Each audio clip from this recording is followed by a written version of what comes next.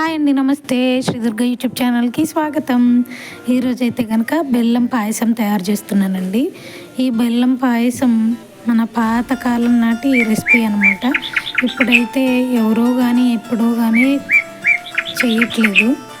ఇదివరకటి రోజుల్లో అయితే ఏ అకేషన్ అయినా, అది పుట్టినరోజు అవని, పెళ్లి రోజు అవని, ఎటువంటి ఫంక్షన్స్కైనా కానీ ఈ బెల్లం పాయసం అనేది ఖచ్చితంగా ఉండేదండి. అందుకే మన అమ్మమ్మలు, నానమ్మలు అంత స్ట్రాంగ్గా ఉన్నారు. అప్పటి రెసిపీలన్నీ ఇప్పుడు మన పిల్లలకి మనం కూడా చేసుకుని తిన్నాము అనుకోండి, మనకు కూడా మంచి ఆరోగ్యం దేవుడు అనేది ప్రసాదిస్తాడు. కాబట్టి ఈ బెల్లం పాయసం అనేది మనం కూడా తయారు చేసుకుందాం పదండి. నేనైతే పాలు తీసుకున్నాను. ముందుగా పాలల్లో కొన్ని వాటర్ వేసుకుని నేనైతే కాగబెడుతున్నానండి. అవి ఒక పొంగు వచ్చేంత వరకు కాచుకోవాలి. ఈ పాలు అనేది మనకి ఇప్పుడు ఈ ప్యాకెట్ పాలు అవి ఇవి కాచుకునే కన్నా గేదె పాలు అవైలబుల్గా దొరికితే కనుక ఖచ్చితంగా ఆ పాలతోటి కాసుకోండి. చాలా టేస్టీగా, చాలా సూపర్గా ఉంటుందన్నమాట. నేను పెద్ద సగ్గు బియ్యం తీసుకున్నానండి. ఈ పెద్ద సగ్గు బియ్యం ఏంటంటే ముందుగా ఒక పావు గంట ముందు కానీ ఒక అర్ధ గంట ముందు కానీ నానబెట్టుకున్నారనుకోండి వాటర్లోని, అప్పుడు త్వరగా ఉడికిపోతుంది అనమాట. సగ్గుబియ్యం అనేది లేట్ కాకుండా మనకి ప్రాసెస్ అనేది త్వరగా అయిపోతుంది. అది చిన్న సగ్గుబియ్యం అనుకోండి, పర్వాలేదు, అలానే డైరెక్ట్గా పాలల్లో వేసుకుని ఉడికించేసుకోవచ్చు. అదే పెద్ద సగ్గుబియ్యం అనుకోండి, కొంచెం టైం పడుతుంది ఉడకడానికి, పాలల్లో టైం పడుతుంది కాబట్టి ముందుగా నానబెట్టుకోవాలి.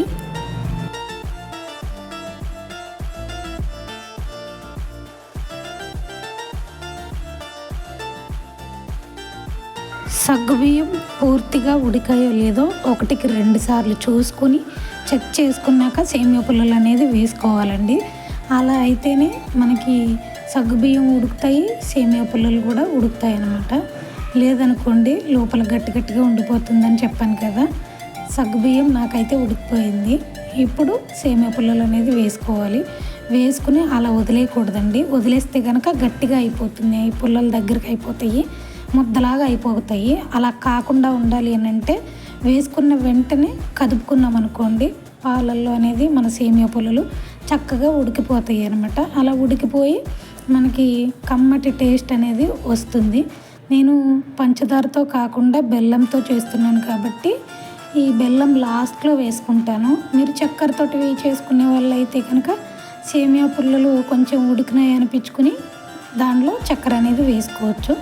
నాకైతే బెల్లం వేస్తే పాలు విరిగిపోతాయి అని చెప్పేసి నేను మొత్తం సగ్గుబియ్యం, సేమియా పుల్లలు 2 ఉడికినాక అప్పుడు బెల్లం వేసుకున్నాను.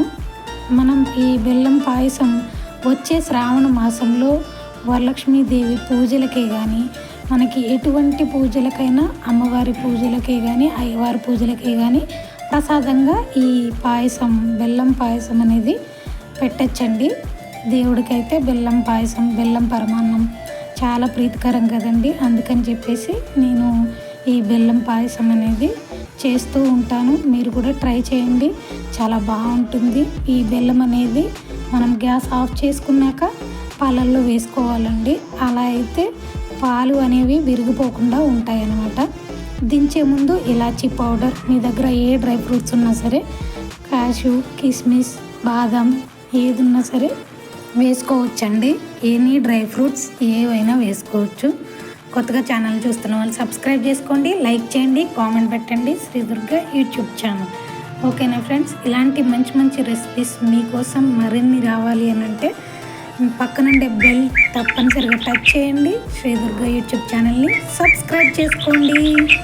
కొత్తగా చూసేవారు సబ్స్క్రైబ్ చేసుకోకుండా అస్సలు చూడొద్దండి, నోటిఫికేషన్ వస్తూ ఉంటుంది. మీరు కనుక సబ్స్క్రైబ్ చేసుకుంటే చూస్తున్నారు కానీ సబ్స్క్రైబ్ అనేది అస్సలు చేసుకోవట్లేదు, లైక్ కూడా చేయట్లేదండి.